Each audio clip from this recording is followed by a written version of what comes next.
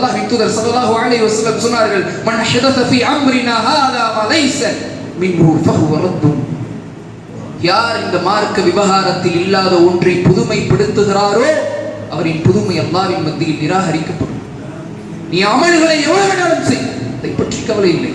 நீ அமல்களை அல்லாஹ்விற்காக செய்கிறேன், தூதருக்காக செய்கிறேன், என் பெற்றோருக்காக செய்கிறேன், எதை வேணாலும் செய், கவலை இல்லை.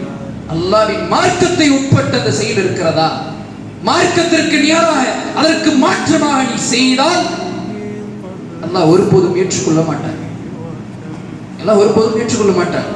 அல்லாஹ்வின் மார்க்கத்திற்கு இணங்க, அல்லாஹ்வின் வார்த்தைக்கு இணங்க உன் செயல்கள் இருந்தால், சிறு செயலாக இருந்தாலும் சிறு அமல்களாக இருந்தாலும் அல்லாஹ் உம்மை அரவணைத்துக் கொள்வான். அல்லாஹ் உனக்கு நலவை கொடுப்பான். அல்லாஹ் உன்னை ஏற்றுக்கொள்வான். எத்தனையோ மனிதர்களுக்கு அது புரியவில்லை. புதுமையை புதிதாக உண்டாக்கி கொண்டிருக்கிறார்கள். அல்லாஹ்வின் தூதர் எச்சரிக்க ஒரு விஷயத்தை செய்து கொண்டிருக்கிறார்கள். அல்லாஹ்வின் தூதர் அதை சாதாரணமாக எச்சரிக்கவில்லை. அல்லாஹ்வின் கடுமையான கோபத்தின் கீழ் வந்து கொண்டிருக்கிறார் என்பதனால் எச்சரிக்கிறார். படைத்த இறைவனின் கோபம் சாதாரணமானதல்ல. அவனின் பிடியில் பிடிக்கப்பட்டால் அவனால் மீண்டு வர முடியாது. அல்லாஹ் குர்ஆனில் அதை தான் பேசுகிறான். நாம் ஒருவர்களை சில காலம் விட்டு வைப்போம், பிடிக்க ஆரம்பித்து விட்டால் அதற்கு பின்பாக தப்ப முடியாது என்பதை அல்லாஹ் குர்ஆனில் பதிவு செய்கிறான்.